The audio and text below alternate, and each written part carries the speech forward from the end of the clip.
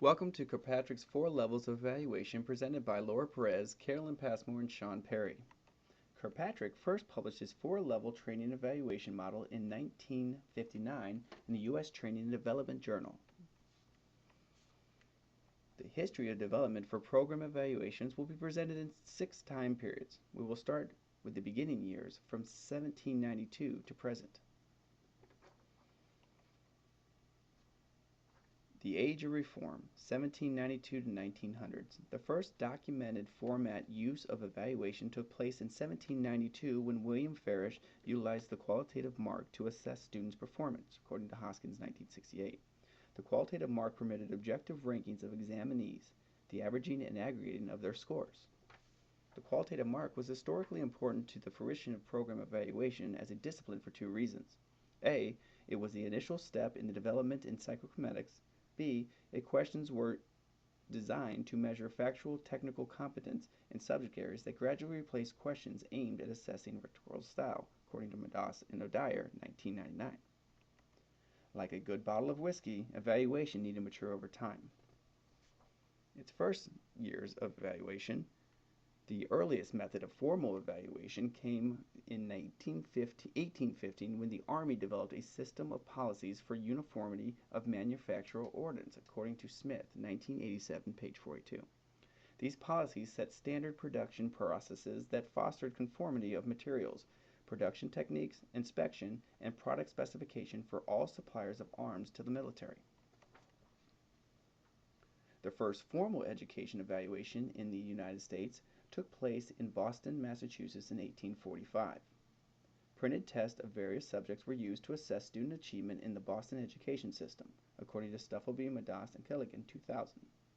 This event served to be an important moment in evaluation history because it began a long tradition of using pupil test scores as a principal source to evaluate schools or instructional program effectiveness. From 1887 to 1898, an educational reformer named Joseph Rice conducted a similar assessment by carrying out a comparative study on spelling instruction across a number of school districts. He was concerned about methods of teaching spelling because U.S. students were not learning to spell. Rice was able to determine that there was no relationship between time devoted to spelling and competence. He reported his findings in the Forum in 1897 in an article entitled The Fertility of the Spelling Grind. Colwell, 1998. Rice's evaluation has been recognized as the first formal educational program evaluation in America. The Age of Efficiency in Testing, 1900 to 1930, Frederick W. Taylor's work on scientific management became influential to administrators in education, according to Brittle and Elena, 1964. Taylor's scientific management was based on an observation, measurement, and analysis, and most importantly, efficiency. Russell and Taylor, 1998. His original studies were based in manual labor, but his findings of objective-based tests were critical in determining quality of instruction in education. Tests were developed by a department set up to improve the efficiency of educational systems. The Taylorian Age, 1930 to 1945, Ralph Taylor, considered the father of educational evaluation, made considerable contributions to evaluation. Taylor directed an 8-year study, 1932 to 1940, which assessed the outcomes of programs in 15 progressive high schools and 15 traditional high schools. Taylor found that instructional objectives could be clarified by stating them in behavioral terms, and those objectives could serve as the basis for evaluating the effectiveness of instruction. Taylor, 1975.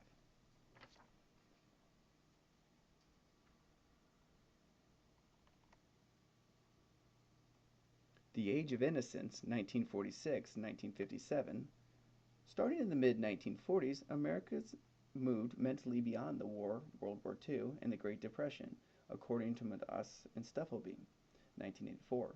Society experienced a period of great growth. There was an upgrading and expansion of educational offerings, personnel, and facilities. Because of this national optimism, little interest was given to accountability of national funds spent on education, hence the label of this evaluation time period, the Age of Innocence. In the early 1950s, during the Age of Innocence, Taylor's view of evaluation was rapidly adopted Bloom, Engelhardt, Faust, Hill, and Cartwell, 1956, gave objective-based testing advancement when they published the Taxonomy of Educational Objectives. 60 plus years later, we still operate out of Bloom's taxonomy, which drives our curriculum, instruction, and delivery.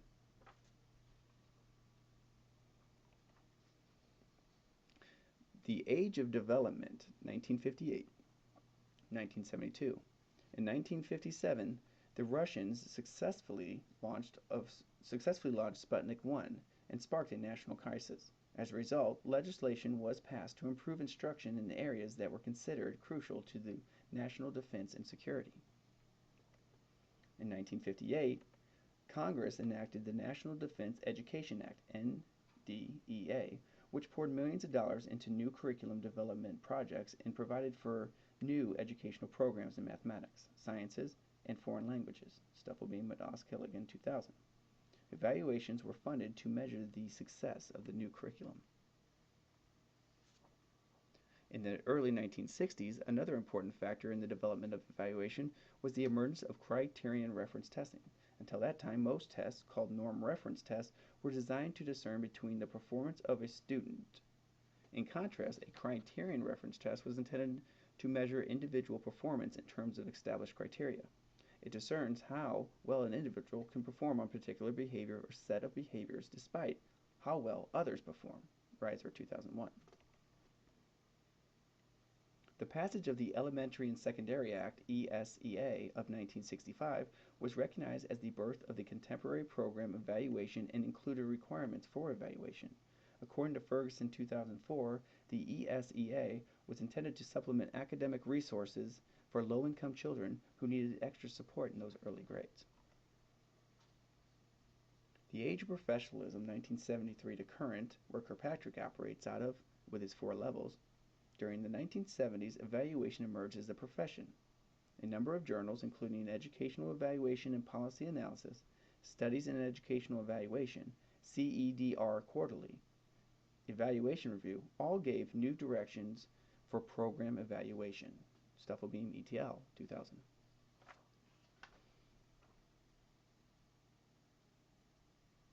This is where we enter into Kirkpatrick's 4-level model's purpose, to clarify the meaning and process of determining evaluation in a training program.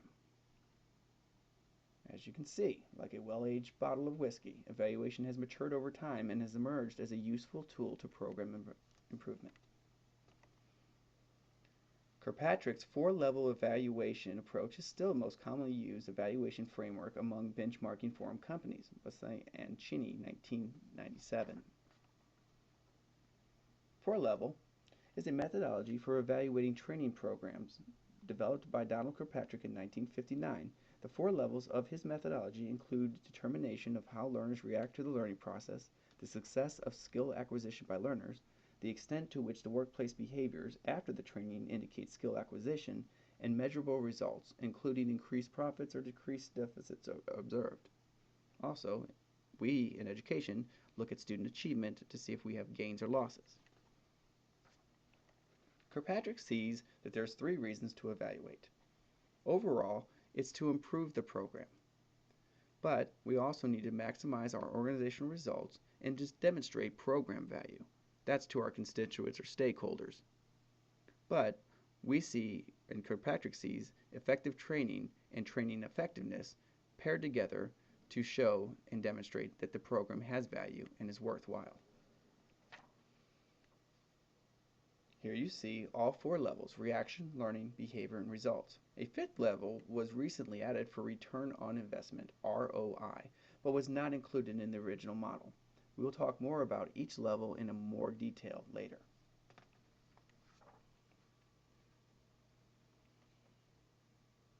Here in this chart shows that we have our 4 levels: reaction, learning, behavior, and results.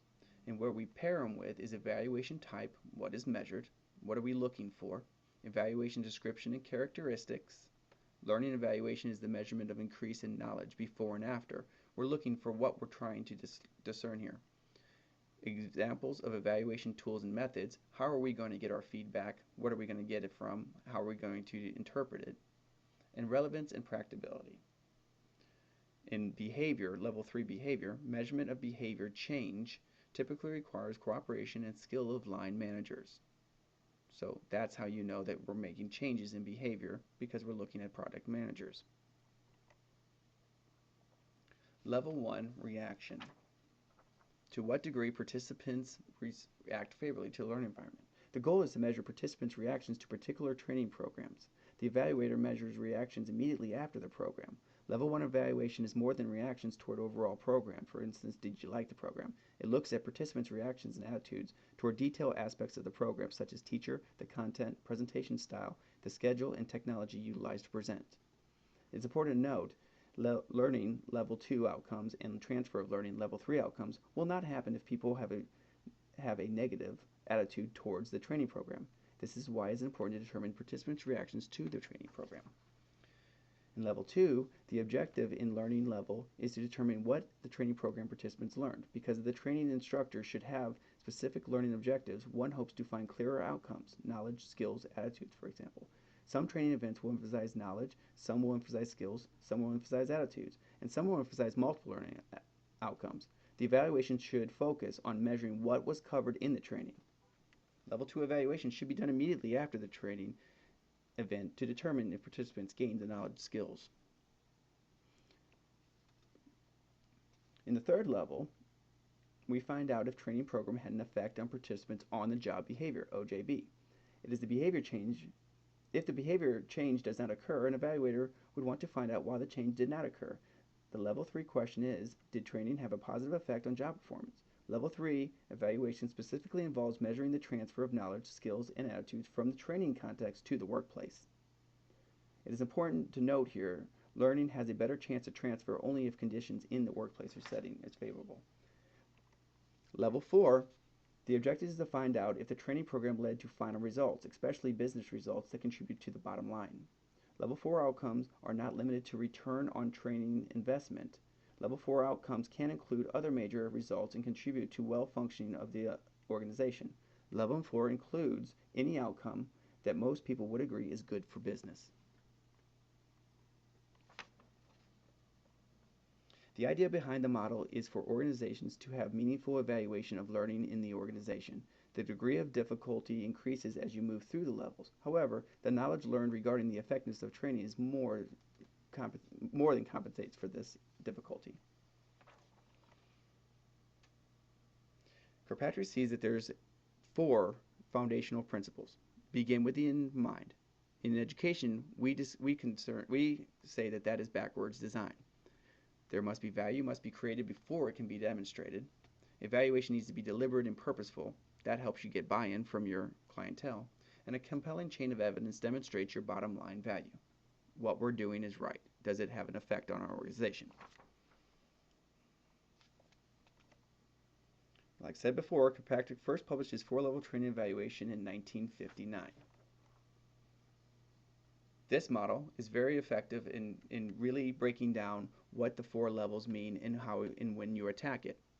As you can see, reaction, learning, behavior, and results is always being monitored by surveys, questionnaires, individuals, or group interviews. It's very important to the evaluation process to always know how your participants feel and what their attitudes are.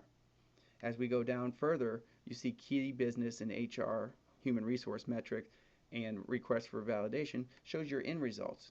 That is addressing the bottom line. What are we looking for? Are we getting there? And how do we know we're getting there? As you can see, the New World Kirkpatrick model shows that in your level 1 and level 2, you're looking for engagement, relevance, knowledge, skills, attitude, and commitment. In your level 3 and level 4, you're always monitoring and adjusting, always looking for that edge, how to change. When you turn Kirkpatrick upside down, you'll see that there's program intents and objectives and the evaluation levels. On the left, you see assessment, expected outcomes, all the way to required learning environments. In evaluation, you get your results, your behaviors, your learning, and your reaction to those learnings. Kirkpatrick has a successful implementation of his 4 levels and has been an integral part of our system of evaluation. Thank you.